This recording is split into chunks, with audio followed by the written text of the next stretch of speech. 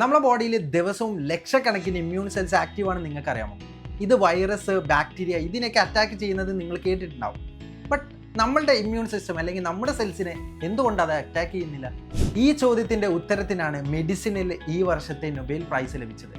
മാരി ബ്രൂങ്കോ, Fred റാംസ്റ്റൽ, Shimon സക്കാഗുച്ചി ഇവർ 3 പേരാണ് നമ്മുടെ ഇമ്മ്യൂൺ സിസ്റ്റത്തിൽ ഒളിഞ്ഞിരിക്കുന്ന ഗാർഡ്സിനെ കണ്ടെത്തിയിട്ടുള്ളത്.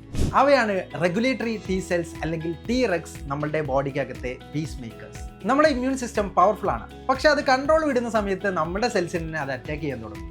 അവിടെയാണ് ടി റെഗുലേറ്ററി സെൽസിന്റെ ഫംഗ്ഷൻ വരുന്നത്. 1995 ഷിമോൺ സക്കാഗുച്ചിയാണ് ഈ സെൽസിനെ കണ്ടെത്തിയിട്ടുള്ളത്.